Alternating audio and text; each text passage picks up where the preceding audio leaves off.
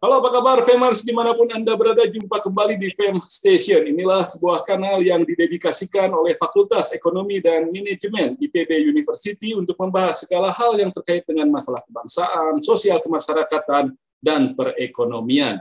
Saya Hardy Hermawan, host Fam Station. Dan Famers, jangan lupa dukung kami terus dengan memberikan subscribe, memberikan like, memberikan komentar, dan menyebarkan seluruh tayangan yang kami sajikan di Fam Station. Kali ini kita akan membahas sesuatu yang mungkin agak asing didengar jika ini IPB yang membahas, tapi sebenarnya tidak juga, karena hal ini sebenarnya ya merupakan pengetahuan yang lazim diketahui, dimiliki oleh kalangan cendekiawan dimanapun di Indonesia.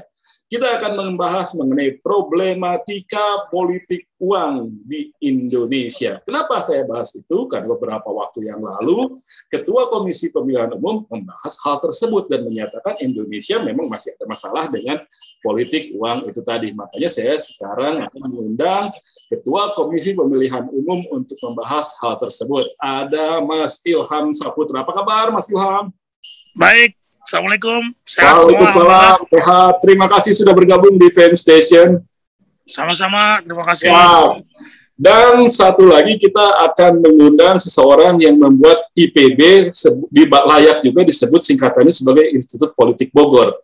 Karena ada yang namanya Ari Santoso, seorang konsultan politik tapi alumni IPB. Dia seorang peserta politik dari lembaga riset Indexstats. Betul ya? Betul Bang, Indexstat. Jadi dulunya di statistik IPB. Betul. Nah, kuantitatifnya jago banget dia ini. Apakah kuantitatifnya bisa memahami tentang politik uang di Indonesia? Kita akan simak. Tapi sekarang saya ke Bang Ilham Saputra dulu. Kenapa kemarin tercetus ada pernyataan soal politik uang di Indonesia ini? Ya, kebetulan kemarin saya menyampaikan itu ketika kami menyampaikan di acara webinar kami dalam rangka penguatan kapasitas bagi kader-kader kami untuk melakukan program DP3. Program DP3 itu adalah program Desa Peduli Pemilu dan Pemilihan, di mana nanti di seluruh Indonesia jadi ada percontohan satu provinsi 2 desa dan beberapa daerah lain yang bisa membuat secara independen karena anggarannya terbatas, yang bisa dibantu oleh Pemda. Nah, di situ ada materi tentang bagaimana sebetulnya kita menolak politik uang, bagaimana caranya kita menolak politik uang. Nah, jadi saya sampaikan, itu sebetulnya hasil riset juga dari salah satu lembaga kampus gitu ya, di universitas, saya lupa itu di mana, saya lupa. Tapi disampaikan memang kita masih lumayan tinggi terkait dengan politik uang ini.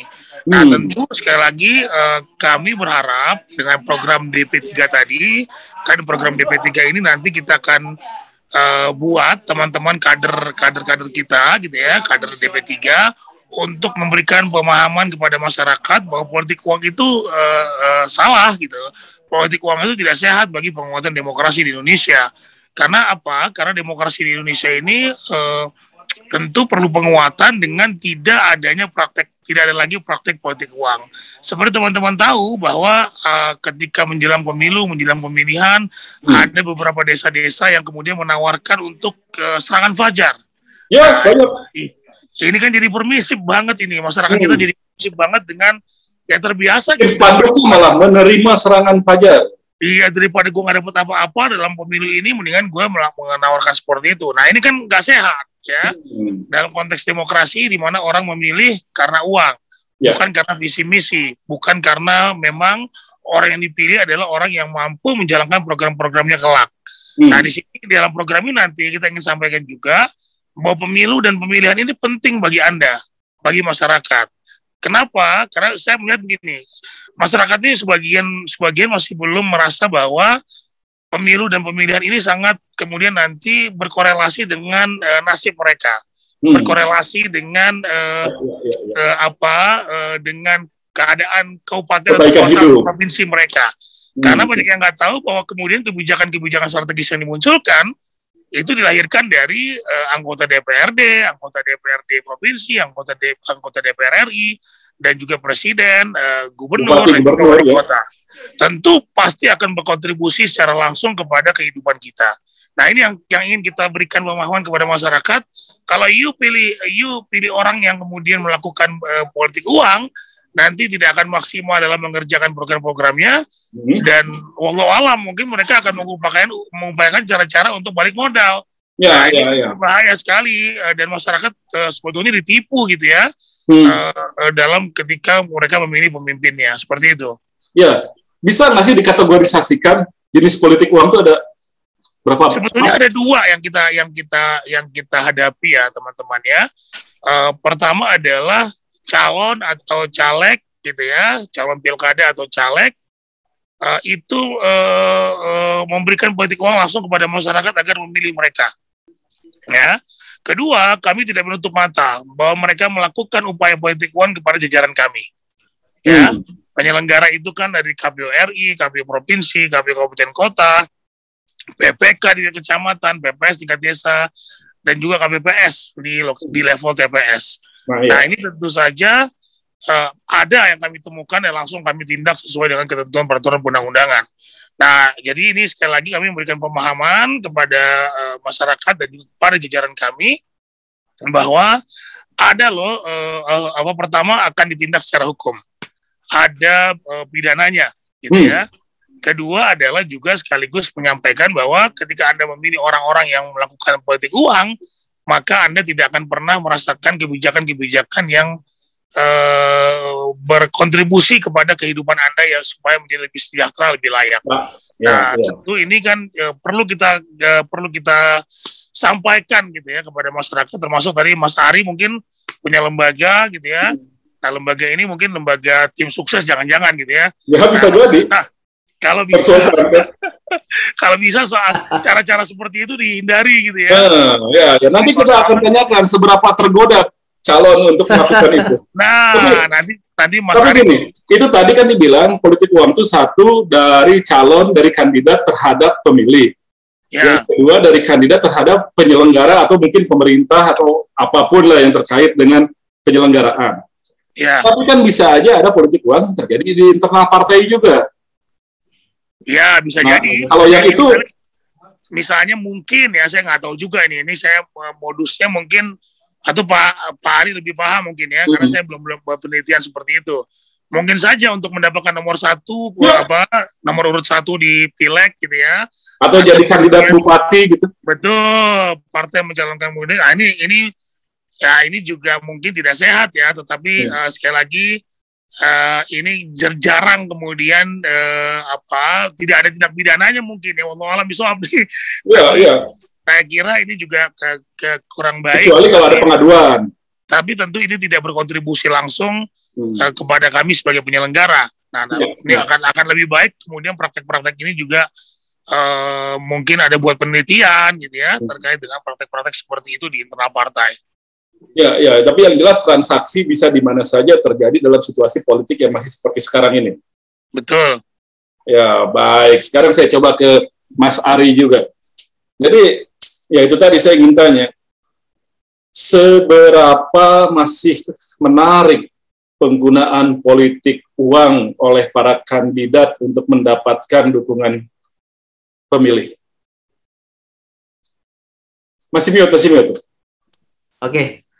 Thank you, Bang Hardi. Sebelumnya salam kenal, Bang Ilham. Kita dari Indekstat Indonesia. Tiap pelaksanaan penyelenggaraan kita berkoordinasi juga dengan KPU untuk kegiatan-kegiatan pelaksanaan survei tentunya, gitu ya.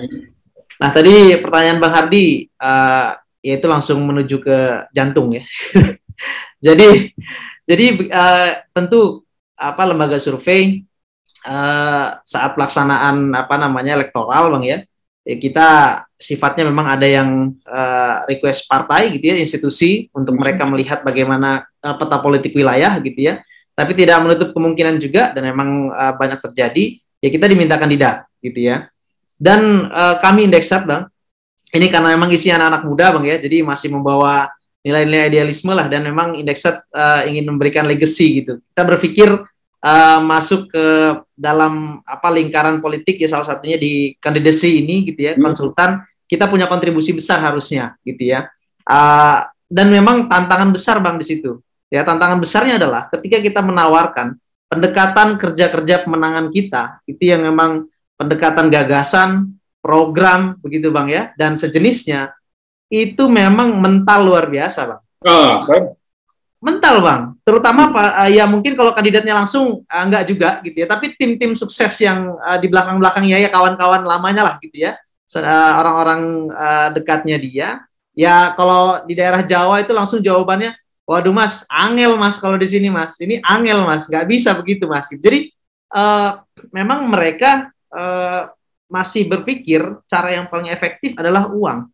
Padahal kalau kita challenge Bang ya, kalau kita challenge mereka ngeluarin uang berapa sih dan dapat suara berapa sih gitu. Dan kita punya data banyak gitu ya, pengalaman-pengalaman calon-calon legislatif yang lainnya gitu ya, yang mereka bisa meraup suara juga besar dan itu mengeluarkan biayanya hanya untuk kos politik gitu, dan mereka ya terdiam juga dengan bukti-bukti yang seperti itu. Tapi pada intinya adalah memang dari kandidat dan tim sukses yang memang ada di sekitarnya, ini yang memang harus benar-benar di ya bahasa kita dibersihin dulu nih otaknya nih gitu. Karena frame-nya mereka adalah dengan uang dan uang gitu. Ya kita bilang uang itu penting, tapi itu untuk kos politik dong gitu. Untuk kos politik. Jadi bukan untuk agenda-agenda yang lain. Ditambah juga dengan ya kita kalau survei juga kan selalu menangkap bagaimana potensi politik uang Bang ya. Dan memang ya kita nggak memungkiri masyarakat kita, ujian kita di masyarakat ya itu luar biasa. Jadi ujian kita ini banyak Bang bicara politik uang nih Bang. Ya pertama di institusi partai itu sendiri gitu ya. Kemudian bicara yang kedua adalah di kandidatnya sendiri nih Bang. Gitu. Yang ketiga di masyarakat kita. Jadi yang Bang Ilham bilang tadi itu salah satu penyelesaian di masyarakat kita. Memang ya saya pikir yang paling handal walaupun memang prosesnya nggak bisa sebentar dan nggak ringan ya Bang Ilham ya, untuk bagaimana mengedukasi masyarakat kita itu saya pikir luar biasa. Jadi di 3 elemen itu paling tidak Bang, di partainya, ini partai ini sebagai pintu gerbang untuk mendapatkan calon-calon pemimpin lah Bang gitu ya. Nah itu kalau prosesnya udah nggak bener Bang ya berikut-berikutnya udah nggak bener gitu ya kan. Artinya kalau partai ini kemudian mereka punya mekanisme untuk mencari calon-calon ya pemimpin yang memang akan mereka majukan gitu ya di kontestasi pilkada maupun legislatif, saya pikir itu udah menjadi filter awal Bang gitu. Nah cuman jadi sejak dari partainya memang sudah ada ya potensi untuk menjalankan politik berdasarkan transaksi uang itu tadi. Saya pikir itu rahasia umum Bang. Dan masih sampai sekarang. Dan masih sangat terjadi itu Bang. Banyak sekali praktek-praktek seperti itu. Kalau kandidat kan kadang-kadang berpikir pengen efisien gitu. Kalau bisa dia nggak keluar, dia terpilih. Dia nggak keluar uang, dia terpilih. Kan maunya begitu. Tapi kan ya itu tadi orang-orang dekatnya yang boleh jadi memanfaatkan juga. Belum tentu juga itu uang dibagikan benar ke pemilih gitu. Bisa jadi. Itu Abang ngerti banget itu. Jadi memang salah satu yang kita wanti-wanti adalah ya jangan main-main gitu Pak. Kalau mau menyalurkan uang ini pasti bakal boncos nih gitu. Ya, itu Bang ya. Jadi salah satu ya mungkin partai lah gitu ya. Mereka sampai tahu bahkan gitu Bang ya formulasi politik uang gitu. Gimana? Formulasi nyebar uang. Artinya gimana caranya itu? Di satu wilayah gitu ya. Gue udah tahu nih. Kalau saya mau nyebar uang, saya mau dapetin 100 voters gitu ya. Saya itu harus nyebar 200 gitu. Karena efektivitasnya mereka udah tahu 50% nih gitu. Jadi formulasi-formulasi yang sampai sedetail itu mereka sudah tahu banget gitu permainannya. Artinya kalau gue mau dapat 1000 suara gitu ya, gue harus nyiapin gitu ya untuk 2000 orang gitu. Ya, kurang lebih begitu. Ini luar biasa ujiannya gitu Bang ya.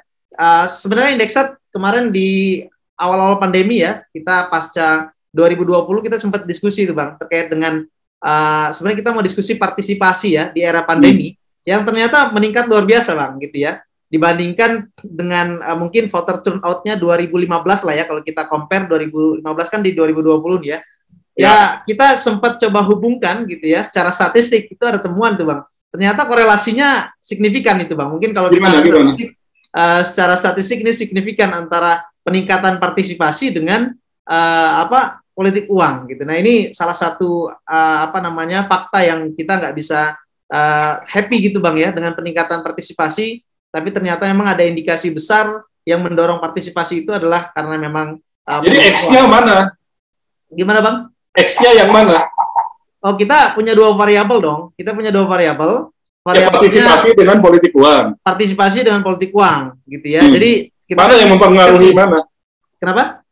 Mana yang mempengaruhi mana? Mana yang dependen? Ini nggak sampai bicara causality effect ya. Kita bicara correlation nih, gitu. Kita correlation ada. Uji lanjut, gitu ya. Kita bicara korelasi nih, ada hubungan gitu. Itu kan satu indikasi, ya, satu indikasi. Dan sekali lagi kita waktu itu bilang di forum diskusi, ya Indonesia tidak patut bersenang begitu ya dengan meningkatnya partisipasi yang ternyata ada indikasi politik uang. Ya ditambah kondisi pandemi, masyarakat kita luar biasa ujian ekonominya, Bang, gitu ya.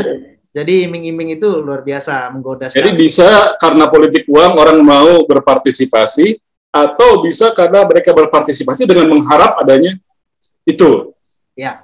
Nah, sementara temuan yang kemarin dikemukakan Bang Ilham itu kan 19-33% pemilih kita masih berharap soal bayaran ya dalam pilihan politiknya. Nah, lalu bagaimana juga tadi Ari sudah mengemukakan adanya soal kos politik, biaya politik. Dan Bang Ilham, bagaimana membedakan kos politik dengan money politik ini? Ini Ari yang lebih tahu ini. Ya, saya sih gini ya, bahwa KPU ini kan tidak hanya lembaga satu-satunya yang kemudian punya visi dan misi untuk kemudian meniadakan politik uang, gitu ya. Nah, jadi tadi benar seperti Ari bilang bahwa harus dimulai dari partai politik itu sendiri, dimulai dari pemerintah juga membantu kita untuk kemudian memastikan penegakan hukumnya berjalan dengan baik, gitu ya. Karena memang politik uang ini kalau ketahuan ya dan ternyata terbukti, ini bisa membatalkan kemenangan si calon kalau memang terbukti ya. Nah itu pernah ada, saya agak lupa di mana ya, itu di diskualifikasi atas rekomendasi Bawaslu. Saya agak lupa di mana itu. Nah, terkait dengan kos politik atau money politik, ya kalau pemahaman saya kos politik itu adalah bagaimana kemudian biaya pemenangan ya, biaya kampanye, biaya bayar Ari ya. Itu kos ya, biaya cetak-cetak, kemudian biaya relawan dan sebagainya. Nah, saya tidak tahu juga apakah kemudian juga dianggarkan untuk money politik, walau alam bisawab ya. Tetapi pengalaman kita kan, kita pernah dilaporkan bagaimana laporan dana kampanye itu harus dilaporkan kepada KPU. Ya, berapa dana kampanye tersebut dan dikeluarkan pada masa kampanye dan nanti dilaporkan setelah kampanye selesai. Kalau si pemilihnya diaku sebagai relawan, gimana Bang Ilham? Gimana? Pemilihnya itu diakui sebagai relawan. Jadi kalau udah dikasih dia itu honor relawan gitu loh, kan? Ya relawan kan nggak mungkin ribuan, Bang. Relawan kan juga tim sukses kan juga tim kampanye kan juga disampaikan kepada kita. Nah, disampaikan kepada kita. Nah, jadi saya kira memang ya itu kos politik ya. Nah, tentu untuk money politik sendiri saya kira ini tidak boleh sebetulnya dan tidak boleh dipraktekkan. Tapi seperti saya sampaikan itu, saya lupa itu penelitian siapa yang saya bacakan, yaitu 19,33% masih kuat money politiknya gitu ya. Nah ini kan tinggal environment kita nih ya, bagaimana kemudian kondisi lingkungan politik kita yang kemudian masih permisif dengan hal-hal seperti itu gitu ya. Padahal sudah ada penegakan, sudah ada perangkat hukumnya. Apakah karena penegakan hukum yang kurang baik? Nanti mungkin Mas Hardi bisa juga membuat webinar khusus untuk dengan Bawaslu nih terkait dengan penegakan hukum pemilu. Karena kalau KPU bukan bidangnya terkait dengan penegakan hukum pemilu, tetapi KPU tentu mengatur peraturan KPU terkait dengan soal-soal tersebut dan mengacu kepada regulasi yang ada, yaitu Undang-Undang 7 2017 untuk pemilu dan pilpres dan Undang-Undang 10 tahun 2016 untuk pilkada. Nah, jadi saya kira ini adalah tugas kita bersama, semua pihak gitu, baik stakeholder pemilu, untuk kemudian memastikan bahwa menyampaikan kepada masyarakat bahwa politik uang itu tidak baik, seperti saya sampaikan di awal tadi, ya, politik transaksional dengan antara pemilih dengan yang dipilih itu juga tidak baik, gitu kan? Karena nanti kemudian kita tidak bisa menuntut gitu apa sebagai konstituen, kita tidak bisa menuntut apa yang kita inginkan dari pemimpin kita. Kenapa? Karena lu udah bayar kemarin, gitu kan? Lu udah gue bayar, diam aja lo, pakai kritis segala lo, gitu kan? Kasar seperti itu. Nah jadi sekali lagi saya menyampaikan bahwa KPU terus berupaya semaksimal mungkin dengan program-program kami mengkampanyekan bahwa politik uang ini tidak baik bagi penguatan demokrasi di Indonesia. Oke. Sekarang saya ke Mas Ari lagi. Jadi kalau menurut Mas Ari sendiri apa sih yang bisa membedakan kalau dalam praktik sehari-hari melihat selaku konsultan political cost dengan money politik itu apa bedanya? Oke, jadi kalau cost politik itu kita bilang yaitu untuk seluruh agenda kerja pemenangan, Bang ya. Itu tentu di luar uang-uang yang nggak benar gitu ya. Maksudnya pengeluaran-pengeluaran yang tidak seharusnya gitu ya. Jadi mulai untuk nyetak alat peraga, kemudian termasuk biaya relawan gitu. Itu masuknya cost politik. Agenda kandidat keliling, kampanye dan sebagainya itu cost politik. Nah, kemudian yang di luar itu ya kita bisa katakan sebagai money politik. Intinya memang uang yang khusus gitu ya, dialokasikan untuk merubah pilihan gitu, pilihan masyarakat gitu ya, yang memang memilihnya karena faktor itu gitu ya. Anda pilih saya kasih uang 50.000 nih. Nah, itu yang kita sebut sebagai money politik gitu. Jadi memang gini, Bang. Saya sempat ngebayangin untuk mendekati anak buahnya Bang Ilham gitu. Hah? Gimana, Bang? Untuk mendekati anak buahnya Bang Ilham gitu ya, di daerah-daerah. Itu. Ya, itu di luar cost politik gitu ya. Tapi coba dihitung deh siapa kemudian yang untuk petugas kami yang terkena kasus tersebut mungkin nggak sampai. Sekarang sudah semakin sedikit, teman. Iya, makanya itu karena kami dengan tegas kemudian memberikan sanksi langsung dengan pengawasan internal dari KP Kabupaten Kota kepada PPK, PPS, dan KPPS, kemudian provinsi kepada Kabupaten Kota.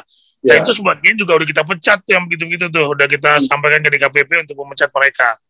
Mungkin saya ini Bang Ardi, Bang Ilham. Jadi saya sempat coba membayangkan gitu Bang ya. Sebenarnya kalau kita misalnya mau murni gitu Bang ya, mau murni bekerja dalam durasi waktu, karena waktu kampanye nggak panjang nih Bang, gitu ya. Sedangkan untuk masuk ke fase elective gitu ya, dipilih itu memang tahapannya nggak singkat gitu Bang ya.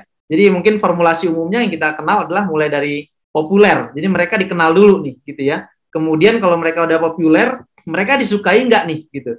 Itu fase yang kedua nih Bang gitu ya. Nah setelah mereka disukai, maka mereka punya peluang yang lebih besar untuk dipilih gitu.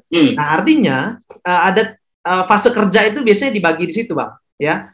Fase kerja yang pertama adalah meningkatkan popularity dulu nih gitu. Dikenal dulu gitu ya. Nah itu butuh cost di situ ya, dan itu butuh durasi waktu di situ. Kemudian masuk ke fase yang kedua. Nah ini yang cukup menantang dan memang lebih berat gitu tahapan kerjanya untuk disukai Bang. Gitu ya. Nah maksud saya dengan tahapan atau formulasi elektoral yang memang kita membutuhkan tahapan itu gitu ya, formulasinya kurang lebih. Nah ini memang nanti perlu dikaji gitu ya. Saya membayangkan kalau mau murni gitu ya, kita kerja pemenangan gitu ya, yang nggak pakai politik uang, ini bicara cost yang dibutuhkan juga Bang gitu ya. Bicara political cost tadi ya, itu memang besarnya bahkan memang bisa hampir sama begitu yang kita harus alokasikan ketika kita harus bermain politik uang. Cuman energi yang dikeluarkan lebih besar. Contohnya apa? Kita harus membangun relawan gitu ya untuk masuk ke fase yang popularity sama likability tadi gitu Bang ya. Itu relawan yang memang jumlahnya besar gitu. Kemudian durasi untuk kita membangun bonding gitu ya bahasa kita ya, untuk kita membangun kedekatan dengan masyarakat, apakah kandidat langsung ataupun tim-tim kampanyenya gitu ya. Nah itu butuh effort, butuh cost juga Bang yang lebih besar gitu. Artinya kalau kita mau kerja benar-benar gitu ya, dan masyarakat Indonesia itu umumnya Bang ya masih sangat bisa menerima kok, yang penting didatangin, didengerin gitu ya, disentuh langsung gitu Bang ya. Masih banyak kok yang mau memilih itu bukan karena uang. Salah satu fenomena riset yang kita sering berikan ke kandidat kita untuk nakut-nakutin Bang ya, untuk nakut-nakutin mereka biar nggak berpikir politik uang terus. Jadi ada hasil riset kita tanyakan di instrumen kita. Jadi bagi mereka yang emang menerima itu perilakunya ada 3 Bang ya. Mereka dikasih itu perilakunya ada 3. Mereka menolak gitu ya, itu yang pertama. Kemudian yang kedua, mereka menerima uangnya tapi milih kandidat tetap sesuai hati nurani, itu masih besar Bang. Kemudian perilaku yang ketiga adalah mereka nerima uang dan memang milih yang ngasih uangnya. Jadi ada yang tadi mereka ketika dikasih uang ternyata masih banyak masyarakat kita yang milih hati nuraninya. ya udah ambil aja deh gitu. Gue juga lagi butuh uang nih. Tapi itu juga nggak bisa kita tolerir tuh di Eri. Menurut saya nggak bisa kita tolerir juga kayak gitu. Kalau enggak, ini maksudnya perilaku masyarakat kita itu begitu. Ini saya bilang mau ngasih tahu ke kandidat, Pak, jangan menuhankan politik uang gitu loh. Nggak bisa gitu, karena masyarakat kita punya fenomena begini. Artinya yang harus kita kejar adalah mengambil hatinya.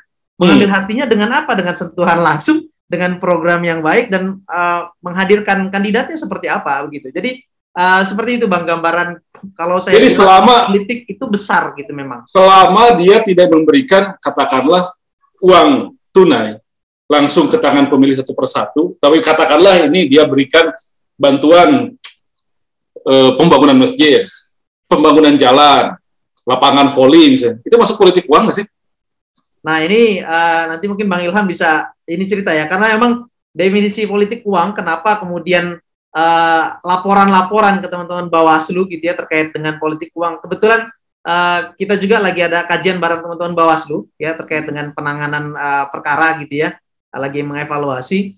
Jadi laporan di 2020 terkait politik uang sebenarnya juga lumayan gitu Bang ya, tapi yang kemudian masuk ke kategori dia benar-benar memenuhi kriteria gitu, itu kan banyak tuh Bang ininya, kriteria harus penuhi gitu ya. Mungkin kalau kita sering dengar TSM-nya gitu ya, ini terstruktur nggak nih gitu ya, masif nggak nih gitu ya, sistematik atau tidak. Nah jadi politik uangnya seperti apa juga, apakah yang memang bentuknya uang langsung gitu ya, atau mungkin yang non uang gitu. Nah ini itu memang ada satu pembahasan dan memang masih banyak butuh diskusi mendalam juga untuk mendefinisikan itu.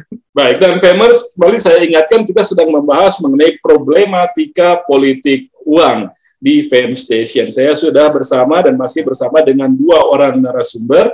Ada Mas Ilham Saputra, Ketua Komisi Pemilihan Umum, dan ada Mas Ari Santoso, konsultan atau CEO dari Indextat, sebuah konsultan politik di Jakarta. Dan tadi sudah dikemukakan ada beberapa hal yang memang kriteria itu juga menjadi problem gitu. Nah itu Mas Ilham gimana? Kalau orang saya nggak ngasih uang setiap pemilih, tapi saya bangunkan jalan, gang gitu, pakai uang saya di sana, itu masuknya gimana nih kalau gitu? Dan itu katakanlah kalau dilakukan sebelum masa kampanye misalnya. Masih mute Bang. Bang Ilham masih mute. Salam. Ya celah hukumnya mungkin itu ya. Mungkin Ari tahu betul nih. Jadi memang celah hukumnya seperti itu. Sebelum masa kampanye, kadang-kadang bahkan kita tidak, sebelum pencalonan bahkan. Kalau dia belum calon, maka nggak bisa dikategorikan sebagai politik uang. Nah, belum masuk BCS DPT, dia masih jadi dermawan yang baik hati. Nah ini memang ada persoalan ya, tapi memang sekali lagi bagaimana mungkin kita bisa menjudge dia sebagai orang yang melakukan politik uang ketika dia belum dijadikan sebagai calon gitu ya. Jadi mungkin Ardi lebih tahu nih. Ari lebih tahu karena biasanya kan orang hire konsultan itu kan jauh-jauh hari ya. Jauh-jauh hari, dari sekarang dia udah megang banyak itu kandidat 2024.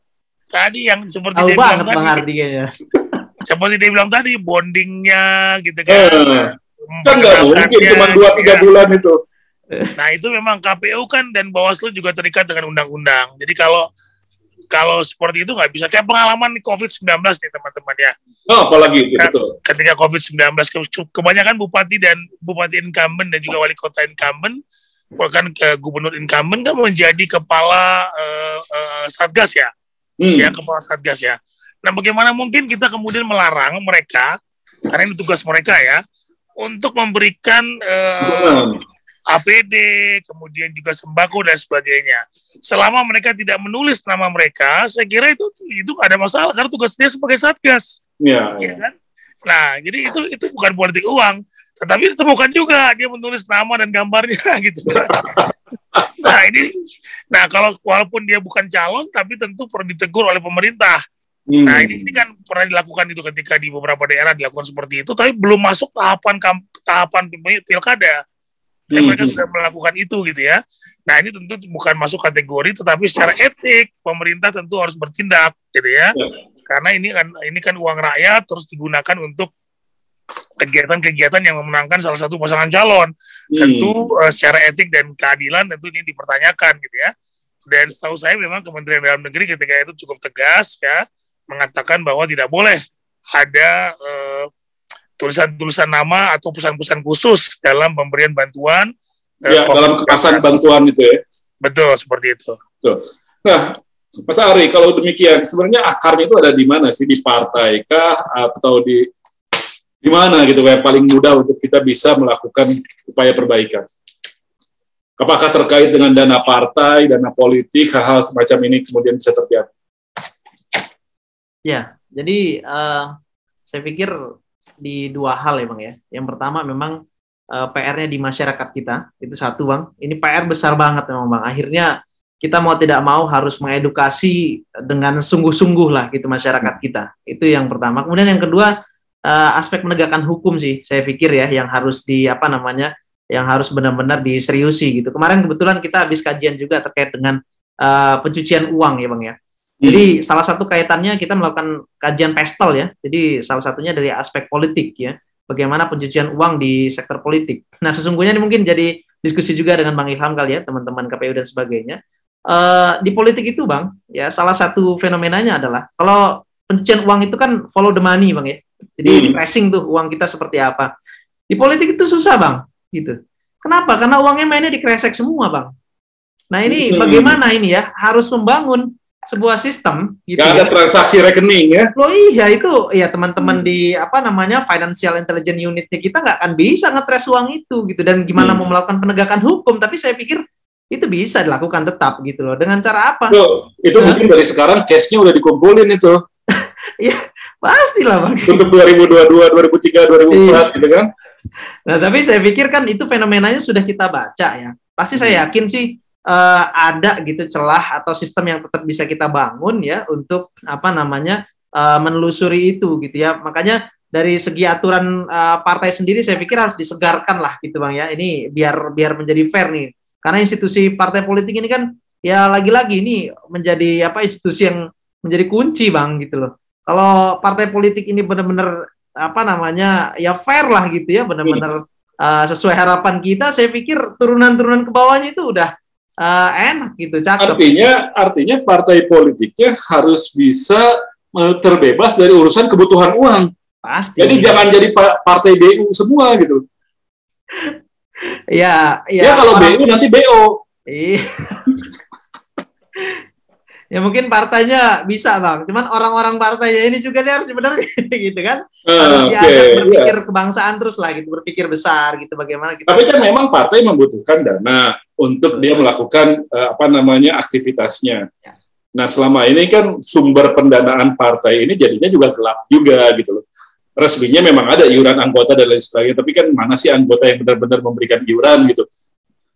Kecuali ya beberapa itu tadi kandidat yang dimintain dan lain sebagainya. Nah, kalau sudah demikian, apakah tidak lebih baik memang partai itu dialokasikan dana dari APBN misalnya untuk mereka bisa bekerja, tapi konsekuensinya setiap periode, katakanlah setiap kuartal diaudit untuk tahu laporan. Itu udah menjadi obrolan yang cukup sentral Bang. Dan mungkin Bang Ilham bisa cerita itu gimana responnya teman-teman partai sendiri itu terkait dengan usulan begitu. Ya. Ya karena kan sebetulnya kan sekarang ada juga di undang-undang partai politik ya yang mengakomodir hal tersebut, dan itu tapi kan masih kecil Bang. Iya, satu suara berapa saya lupa. 6.000 Bang. 6.000 ya sekarang. Satu suara lupa saya. Nah mereka ini kan minta dinaikkan dan juga ada usulan. Saya sih setuju ya dengan usul Bang Hardi tadi ya. Kenapa enggak sih kemudian partai politik mendapatkan dana APBN sebagai pembinaan partai politik, tetapi tentu auditnya harus jelas. Iya, ya. Setiap kuartal. Auditnya tidak hanya internal, harus juga eksternal menurut saya. Harus dari auditor independen. Auditor independen dan nanti disampaikan di koran-koran, di media-media. Iya, seperti perusahaan-perusahaan TBK itulah. Betul, agar masyarakat tahu bahwa partai politik A, partai politik B ini patuh, partai politik C tidak patuh, misalnya seperti itu gitu ya. Nah, jadi sehingga masyarakat karena kan gini, saya kok kayak KPU gitu ya, lembaga-lembaga institusi publik ini kan juga lembaga publik. Nah, partai politik juga seharusnya go publik aja, bahwa dia sebagai lembaga publik harus kemudian bisa diaudit gitu ya, jika anggarannya kemudian dapat dari APBN. Seperti itu, Mas. Ya. Dan sekarang jumlah partai kita katakanlah yang mendapat suara dan tadi pendapat pribadi ya, Bang Hari ya. Betul. Oh ya secara pribadi bisa memahami gitu kan. Gagasan ini Bang Hardi menarik nih Bang untuk jadi agenda berikutnya. Teman-teman partai coba diminta perspektif itu terkait itu. Ya makanya harus didorong, tapi kan pasti akan banyak di internal partai yang menyetujui. Anak IPB kan banyak tokoh-tokoh partai, Bang. Itu dia banyak. Kita makanya goyang dulu dari sini. Ya. Nah, Bang Ilham kan ada berapa partai sih yang benar-benar punya hak, punya suara, ditambah dengan yang di lokal, ya paling 14-15 kan ya? Apa tuh Bang? Ulang? Jumlah partai yang kemudian memiliki wakil di parlemen, termasuk yang hanya ada di daerah dan sebagainya, itu paling 15. Seluruh partai politik yang berikut dalam 2019 lalu dapat kursi, kecuali yang di parlemen RI hanya 9 partai. Ya, katakanlah yang di pusat 10, yang di sisanya di daerah, yang di pusat bisa dapat, kalau katakanlah satu partai dapat 10 triliun, semuanya kan cuma 100 triliun, dibanding APBN yang 2000 triliun kan cuma 5%. Nah, ini teknis pembagiannya gimana, nanti perlu diatur itu dalam. Ya, nanti gampang pembagiannya gitu ya, itu rata-rata. Karena gini, semua urusan kan lewat partai, benar nggak Mas Ferry? Yes. Mau milih apapun lewat partai. Jadi proses rekrutmen pembuat kebijakan di sektor apapun semuanya lewat partai. APK di DPR lewat partai. Kalau ada proses politik, pokoknya partai, Bang. Kalau ada proses politik, kalau partai itu ternyata bermasalah dengan begini kan jadi repot. Harus diamankan kalau gitu. Iya. Ari kalau dia masuk partai nanti nggak akan berani jadi ketua umum kalau dengan pola yang sekarang. Tapi kalau udah ada dana partai mungkin dia berani gitu, nggak perlu mikir siapa. Kang Ardi. Ya. Kang Ardi, saya bisa ini nggak nih? Pamit nih. Jangan dong, sebentar lagi Pak Ketua. Lagi Bang Ilham, sebentar lagi Pak Ketua. Tapi ya gimana tadi? Tadi kan Pak Ketua kemarin itu melakukan sosialisasi. Nah itu responnya bagaimana dengan politik uang kemarin Pak Ketua? Gimana? Kemarin kan sudah melakukan sosialisasi mengenai politik uang ini. Nah responnya bagaimana dan kira-kira apa yang menjadi PR ke depan untuk problem ini? Ya sekali lagi memang perlu dibuat penyadaran. Perlu dibuat penyadaran kepada masyarakat sekali lagi bahwa sebetulnya udah banyak contoh gitu ya teman-teman ya, bahwa ada bupati atau wali kota yang tertangkap karena korupsi gitu ya. Nah ini kan juga perlu dilihat sebetulnya ketika menang dia itu seperti apa gitu kan.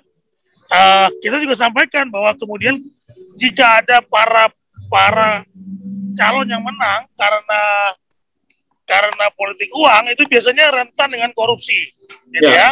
Nah mungkin Bang Hari mungkin pernah melakukan penelitian soal ini, gitu ya. Tapi yang kita dapatkan seperti itu.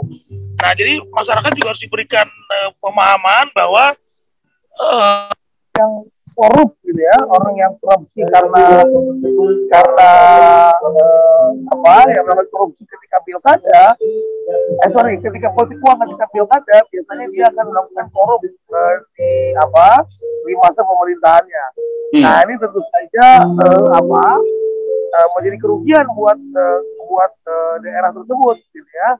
Selain namanya jelek, tapi ini juga terkait dengan kebijakan-kebijakan. Biasanya kan nanti diganti oleh wakil. Kena lagi, ini lagi. Waduh, itu banyak sekali agenda-agenda kerakyatan yang kemudian tertunda dan masyarakat jadi kasihan gitu loh. Karena KPU membuka hotline nggak kalau misalnya ada pengaduan dan lain sebagainya terkait dengan problem ini? Oh, itu bukan KPU, itu Bawaslu tuh Bang. Nggak, kalau menyangkut orang KPU-nya misalnya katakan. Itu kita terima laporan dari mana aja, kita selalu terbuka dari masyarakat. Kita kaji dulu, kita lihat, kita verifikasi, misalnya ada indikasi teman-teman kabupaten kota misalnya gitu ya. Nah itu nanti kita bisa provinsinya untuk melakukan verifikasi kepada yang bersangkutan, benar nggak apa yang dilakukan. Jika sudah ada bukti-bukti, tentu saja kami akan menindak dengan melaporkan ke DKPP. Oke. Kang Hari, kalau demikian sebenarnya orang yang melakukan politik uang itu, peluang menangnya dengan orang yang kerja benar tuh seberapa sih? Oh, kita yakin yang kerja benar, Bang, itu lebih unggul, Bang. Oh, yang benar. Iya, Bang. Kenapa? Karena tadi ada fenomena, Bang. Masyarakat itu... Nanti dia udah bertahun-tahun kerja, ntar serangan fajar, di akhir disikat. Gini aja, Bang. Kalau dari 100% pemilih tadi ya, kan saya bilang ada 3 kategori, Bang. Mereka yang menolak uang, gitu ya. Kemudian mereka yang menerima uang memilih dengan hati nurani, dan mereka yang memilih karena memang dikasih sama orang itu. Artinya kita kalau bekerja dengan serius dan benar, Bang, ya, kita punya gagasan yang memang konkret, kemudian pendekatan ke masyarakatnya konsisten, gitu ya, komunikasi politiknya bagus, gitu ya. Nah, itu kan kita punya 2 klaster, Bang. Mereka yang menolak, gitu ya, dan mereka yang memilih dengan hati nurani, gitu. Jadi saya bilang potensi menangnya ya justru kita percaya diri dengan itu, gitu. Ya. Jadi nggak selama ini orang harusnya bisa percaya diri dengan itu, tapi yang terjadi malah tidak percaya diri. Jadi kadang-kadang dia udah kerjanya juga udah benar, tapi terakhir masih juga ngasih gitu loh. Iya. Karena jadi gini, Bang, dalam proses pemenangan itu, Bang, pembisik itu banyak, Bang, di seorang kandidat, Bang. Konsultan oke ada, gitu ya. Cuman tetap banyak tim-tim kawan-kawan dekat dan sebagainya memang masih berpikir konservatif lah, gitu ya.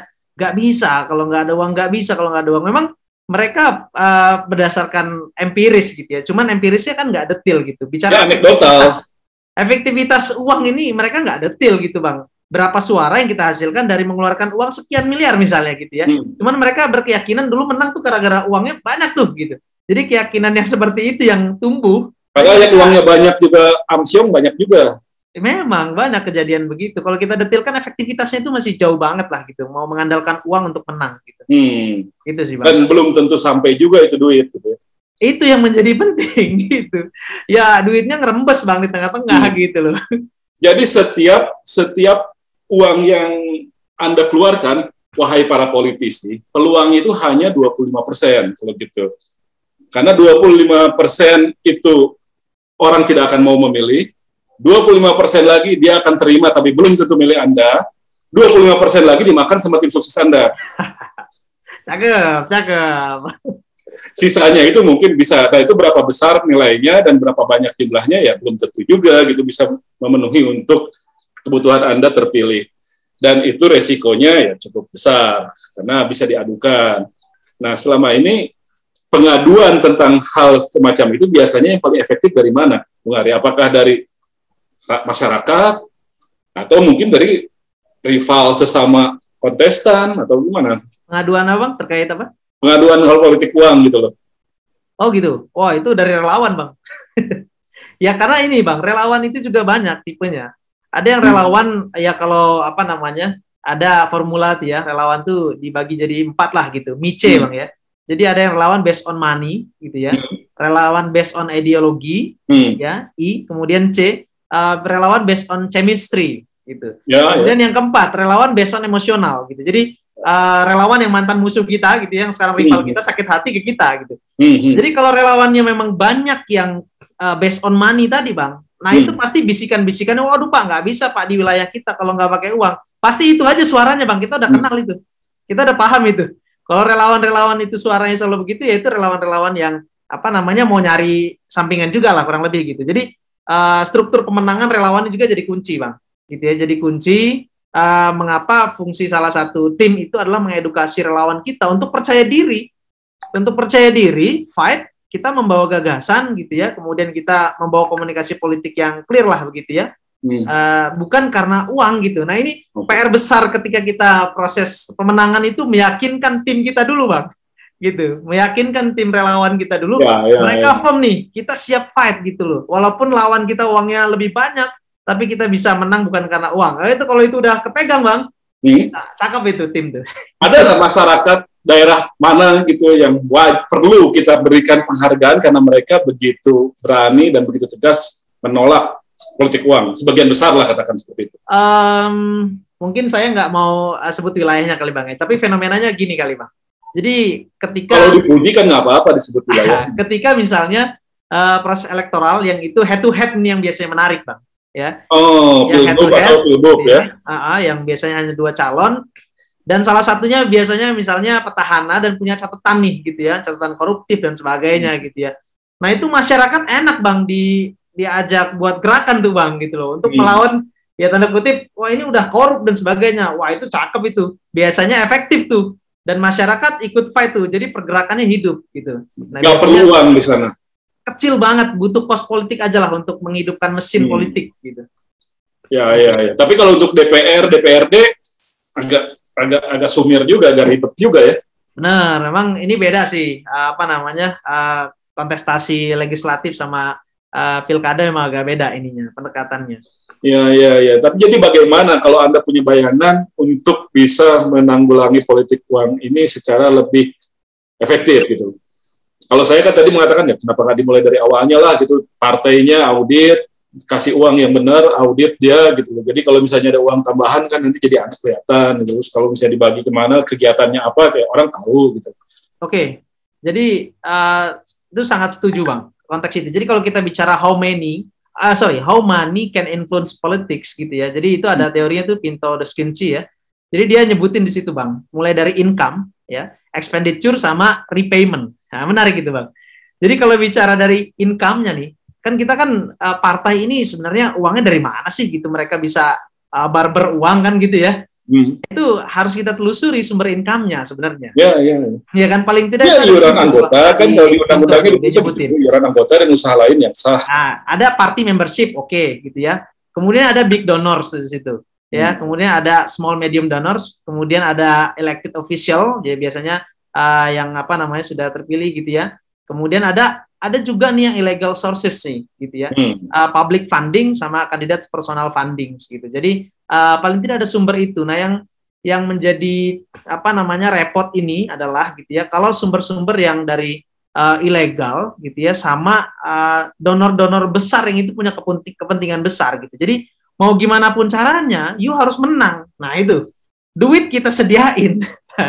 Ya, jadi sebenarnya dari income itu kita sudah bisa ngetres lah ekonomi politik ya mungkin kajiannya gitu Bang ya. Jadi kalau kita mengkaji salah satu potensi menang siapa nih di satu daerah, kita bisa dari aspek ekonomi politik tuh. Gitu ini ada perusahaan apa nih di sini nih, gitu ya. Kira-kira dia punya kepentingan apa? Itu potensi besar Bang untuk mendorong perilaku politik uang. Udah kandidat pokoknya kita harus menang gimana pun caranya. Udah kalau bicara gimana pun caranya, uang disediain Bang, udah terjadi itu pasti. Gitu. Nah jadi salah satu aspeknya ya makanya di penegakan hukum ya. Kemudian tadi ya kita bicara tentang undang-undang ya, undang-undang yang mengatur pendanaan partai kan masih masih cukup longgar Bang ya, termasuk alokasi tambahan subsidi dari negara bagi partai gitu ya. Nah itu perlu undang-undang khusus saya pikir yang mengatur itu ya. Jadi pendanaan partai kemudian alokasi tambahan gitu ya. Nah itu harus ada aturan khusus. Tapi tadi yang Abah bilang dan Mengilham mengamini juga gitu secara personal ya,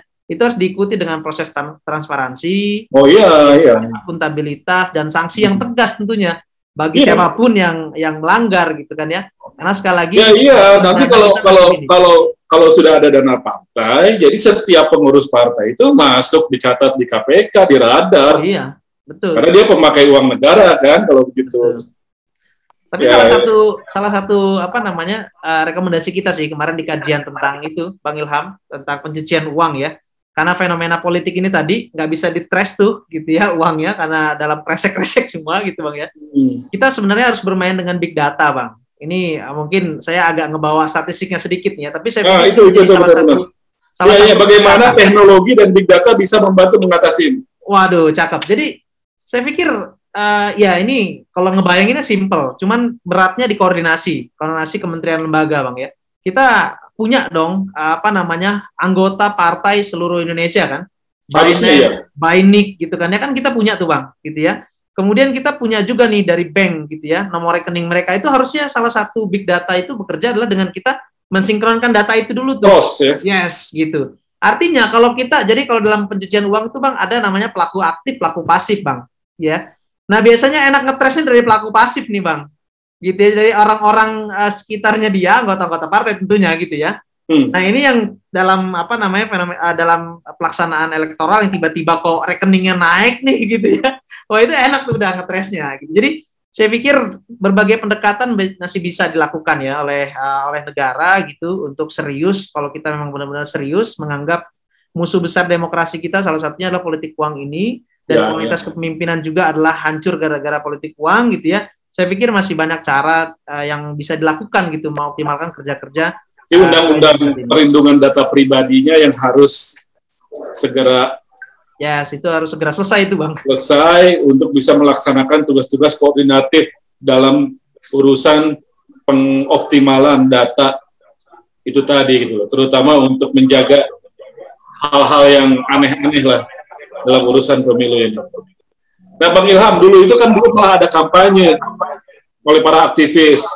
Kalau sekarang disebutnya kan SJW, kalau dulu kan enggak. Tapi mereka bilang kampanye terima duitnya, jangan pilih orangnya. Nah, kan ada dulu kampanye begitu. Iya, sekarang sudah sangat tidak relevan nih, Mas Ardi. Karena itu justru terjadi pembodohan bagi masyarakat. Nah, ini tidak relevan lah. Kalau dulu mungkin awal-awal di tahun 99 pas 2004 masih lah. Ya, itu masih ada campaign seperti itu. Itu kan sebagai awalan ya. Tetapi dengan saya kira semakin baiknya lah ya indeks demokrasi, walaupun sekarang turun lah ya. Artinya pengalaman demokrasi di Indonesia tentu ini tidak baik untuk dikampanyekan. Nah, saya cuma ingin bilang bahwa tadi ya, bahwa dari berbagai aspek tentu perlu kita penguatan ya, entah bagaimana caranya. KPK sudah melakukan kegiatan-kegiatan untuk kemudian mendorong agar masyarakat tidak terlibat dalam tindak pidana korupsi. KPU hanya sebatas kemudian memastikan bahwa masyarakat, ayo dong kemohon lo jangan milih karena lo dapat uang dong gitu kan. Lo milih itu karena lo tahu visi dan misi calon yang akan lo pilih dan track record. Nah, ini kadang-kadang masyarakat juga nggak peduli sama track record nih. Ya, track record calegnya atau track record pasangan pilkadanya gitu ya. Termasuk korupsi. Nah, sebetulnya kalau KPU ini kan sudah pernah membuat PKPU nomor 20 tahun 2018 tentang menolak calon yang pernah terkena tindak pidana korupsi di tahun 2018 lalu. Nah, tapi kemudian di DR, kemudian kami kalah ya di Mahkamah Agung. Nah, padahal ini kan adalah upaya kami untuk kemudian memberikan sebetulnya menu yang baik kepada masyarakat. Ini orang-orang yang jadi calon ini nggak pernah terkena tindak pidana korupsi nih. Sebetulnya tidak hanya tindak pidana korupsi, kekerasan seksual kepada anak dan juga narkoba. Nah, yang dibatalkan hanya tindak pidana korupsi. Yang tindak kekerasan seksual kepada anak dan juga narkoba itu masih berlaku buat kami gitu ya. Nanti kalau ada orang-orang yang kemudian pernah terkena tindak pidana itu mungkin tidak bisa lagi untuk menjadi anggota atau bisa mencalonkan diri. Tetapi MK sudah memutuskan bahwa kemudian kalau Anda sudah divonis 5 tahun sudah menjalani hukuman Anda, kemudian bebas murni, nah itu diberikan dan menunggu 5 tahun dari bebas murni itu, maka dia baru bisa mencalonkan diri. Nah, pengalaman kemarin di Bovendigul misalnya, itu kan kami tolak itu, kami diskualifikasi itu, tapi Bawaslu punya pemahaman yang berbeda. Ya, kita menganggap bahwa kalaupun bukan bebas murni itu dihitung sebagai mereka yang bersangkutan bebas. Kalau kami tidak. Kalau kami yang bebas murni itu bukan bebas bersyarat, tapi benar-benar bebas murni, baru kemudian dihitung 5 tahun kemudian, seperti itu kan gitu. Nah, tapi ternyata Bawaslu membatalkan diskualifikasi yang kami lakukan. Kemudian kemarin MK setelah lakukan itu, MK melakukan ada judicial review, ada PHPU gitu ya, PHP. Nah, kemudian MK mengabulkan apa yang di PHP-kan dan membenarkan apa yang kami lakukan. Nah, jadi sekali lagi teman-teman sekalian, tentu penegakan hukumnya juga penting, kemudian pengawasan masyarakat untuk berani melaporkan kepada Bawaslu, kepada kepolisian atau Gakumdu terkait dengan tindak pidana money politik juga penting. Kesadaran masyarakat ini juga harus kita tingkatkan agar kemudian tidak menerima seperti itu. Betul kata Ari tadi, sudah ada beberapa desa yang menolak dan sudah dicanangkan sebagai desa-desa yang menolak politik uang, dan mereka bangga mengatakan itu gitu ya. Dan ini juga sekarang sedang kami coba lagi untuk kemudian memulai dari desa untuk memberikan kesadaran-kesadaran seperti itu. Nah, jadi saya kira itu dulu Mas Ardi nih, saya mohon maaf nggak bisa melanjutkan nih. Oke, siap.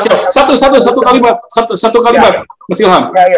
Nah, bagaimana Anda bisa menjamin KPU sekarang bisa lebih perform? Kolega-kolega Anda sudah terkena masalah dalam beberapa hal. Ini bagaimana gitu loh?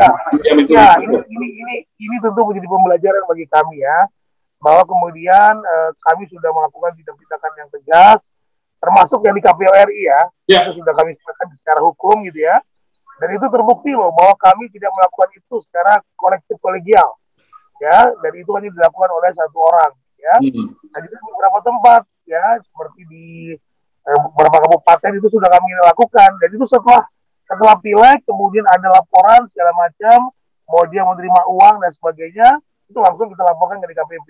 Tentu dengan mekanisme yang kami atur secara internal, perlu ada verifikasi terlebih dahulu dari KPU setingkatnya. Kalau KPU provinsi, kami langsung turun.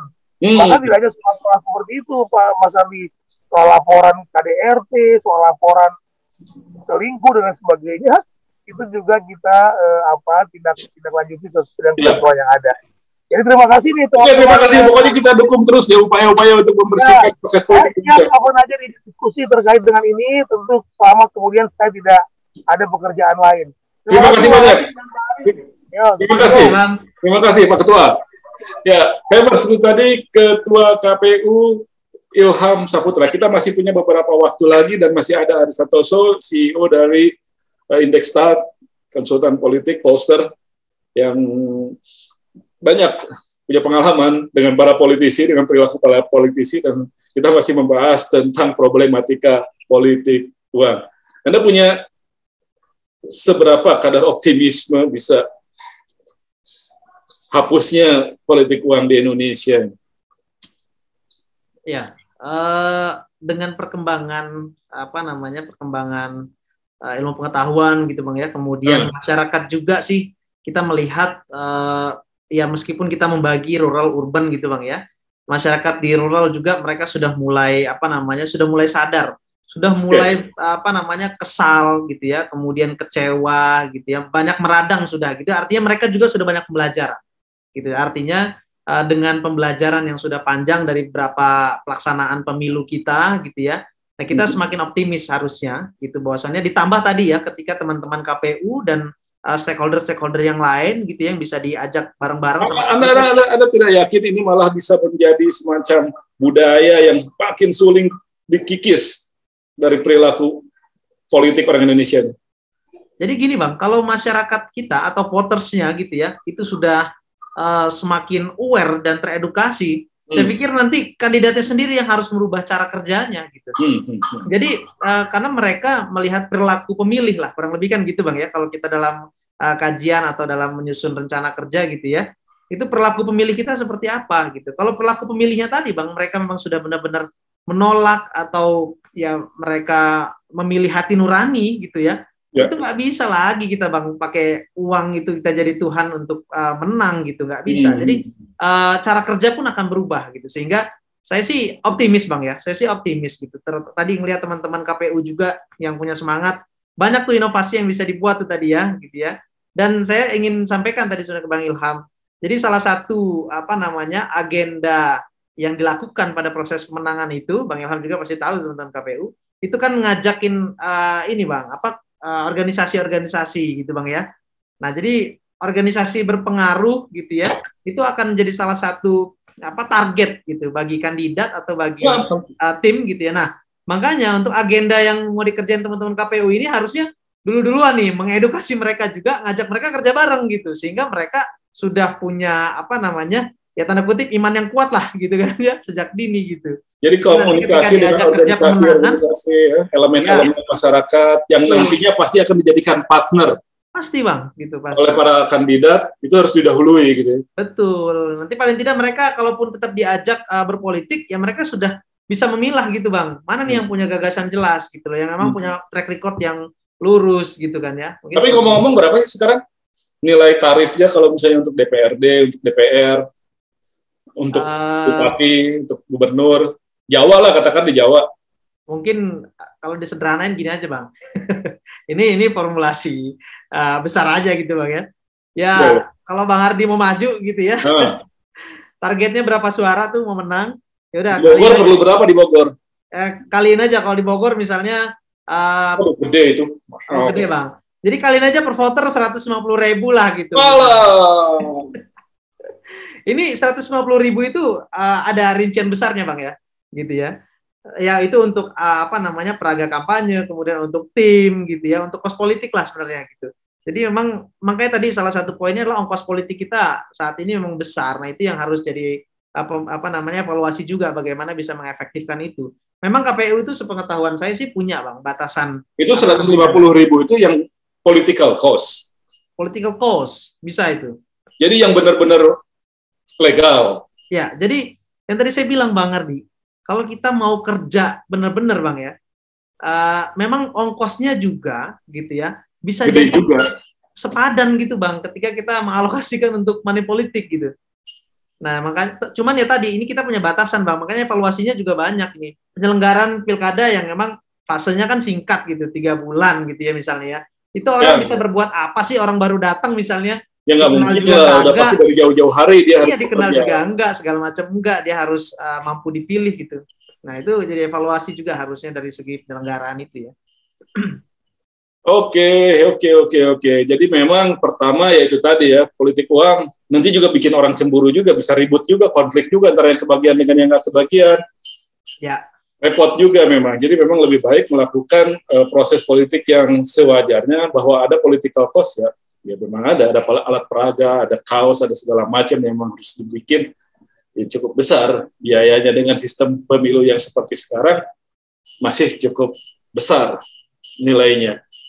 Tapi paling tidak ada beberapa cara yang legal yang bisa dilakukan, dan untuk lebih mudahnya ya hubungi Arya aja, dia konsultan yang bisa.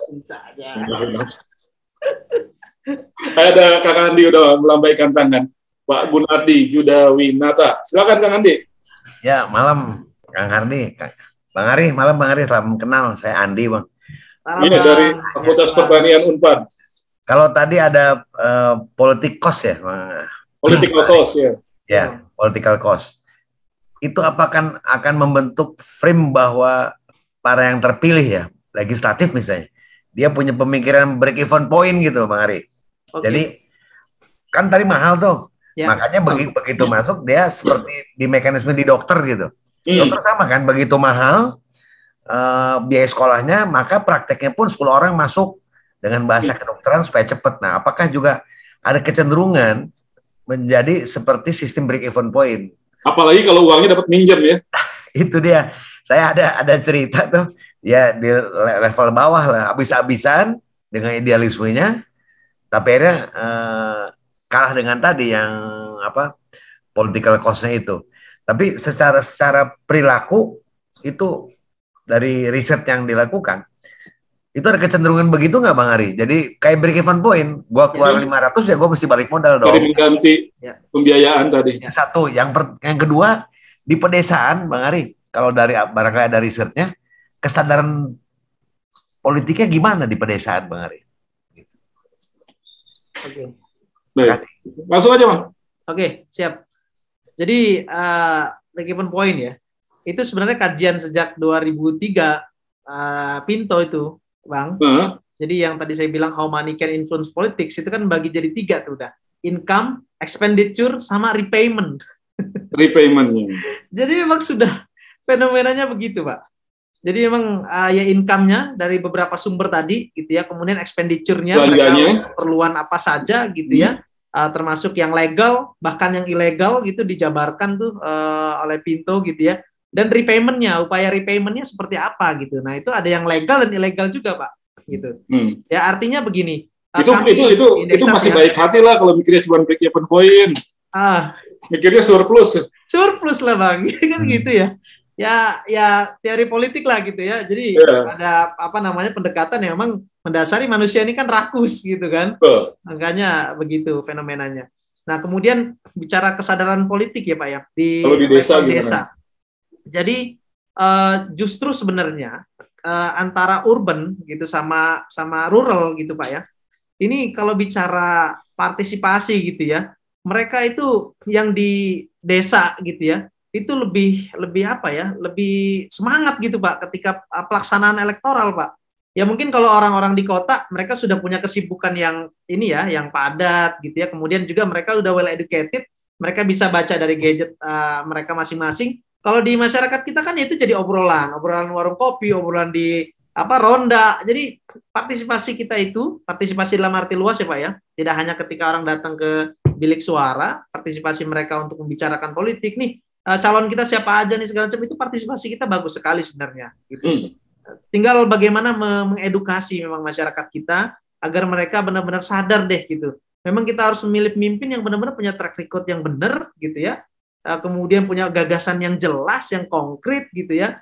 Nah kalau yang ngasih uang itu udah pasti tuh, itu indikasi kandidat yang bakal nanti korupsi peluangnya kan. Paling tidak sesederhana itu harusnya kita terus. Ya, tapi tadi itu di desa pun dia terkena dampak transaksional juga jadi. Oh iya. Jadi memang mereka tinggi partisipasinya, kerentanan juga tinggi Pak. Kalau di urban mereka punya sudah well educated ya Bang ya. Dan memang mereka secara ekonomi juga mungkin relatif stabil misalnya gitu ya. Justru di masyarakat di rural itu memang kerentanannya juga tinggi gitu mereka. Walaupun tadi lagi-lagi perilakunya mereka ada yang mengambil uang tetap milih sesuai hati nurani gitu ya. Ada yang ngambil uangnya ya karena nggak enak gitu ya. Karena nggak enak ya saya tetap pilih dia deh, udah nggak enak kasih uang ke saya. Itu masyarakat kita tuh masih sampai segitu ya Pak gitu. Jadi masih PR-nya masih cukup luar biasa besar. Thank you Kang Andi. Ya, makasih. Mantap lah. Yang penting emang kita bicarakan terus saja, nggak apa-apa. Sekali ya, Bang, ini harus jadi diskursus. Iya, kita bahas terus saja. Sekali nggak ngaruh ya bicarakan lagi. Kuat-kuatan aja. Kita kan cuma modal ngoceh aja gitu. Kalau yang lain kan memang harus bayar uang, harus keluar duit, harus bayar ini itu ya. Artinya biaya mereka lebih besar. Ya. Makin lama ya mudah-mudahan masyarakat kita makin pintar, ada teknologi, ada pendidikan, ada media yang bisa semakin menyebarluaskan perilaku yang nggak bagus macam itu. Mungkin sedikit Bang ya, saya masuk sebagai perspektif konsultan ya. Saya pikir konsultan politik itu harusnya punya peluang untuk membangun peradaban Bang. Wah, saya bilang iya benar. Gitu ya. Kenapa? Mas Ari dan teman-temannya ini nih, mungkin sekian persen itu politik uang atas rekomendasi teman-teman Mas Ari kan bisa juga. Saya pikir nggak menutup menutup kemungkinan begitu Bang. Artinya sebaliknya, ketika konsultan politiknya ini memang bekerja dengan gagasan gitu ya, dan mampu membangun program kerja yang memang itu dibutuhkan masyarakat, bisa mengemas packaging nih, kita bicara packaging ya, yang itu efektif, komunikasinya enak. Jadi challenge-nya salah satunya sebenarnya di teman-teman konsultan juga nih, saya otokritik lah. Tapi kadang-kadang teman-teman konsultan kan sok-soknya ya udah kita biaya konsultasinya murah ya dipakai, tapi pakai ini ntar dia nyatut juga dari uang sana. Bang Ari nih, kayaknya banyak banget ini informannya. Enggak, ini kebayang aja kira-kira mungkin seperti itu. Tapi ya mudah-mudahan enggak lah. Itu tadi. Semakin terbuka, semakin transparan, sosial media ada di mana-mana, CCTV ada di mana-mana, drone ada di mana-mana, jadi orang bisa merekam semua yang terjadi di setiap wilayah, dan kalau sudah semakin terbuka, sepertinya orang akan semakin risih lah untuk berbuat semacam itu. Dan kita bahas terus saja, kita omongin aja terus. Jadi terima kasih, Mas Ari Santoso, sukses dengan indeks statnya. Ya, Bang. Thank you. Mudah-mudahan makin bermanfaat untuk memperbaiki iklim politik di Indonesia, dan terima kasih juga Famer semua. Tadi kita sudah bersama dengan Pak Ilham Saputra, Ketua Komisi Pemilihan Umum. Ya, sekali lagi, mudah-mudahan bermanfaat. Jangan lupa dukung kami terus, subscribe, like, share, komen di setiap tayangan yang kami sajikan. Terima kasih, saya Hardi Hermawan pamit. Sampai jumpa.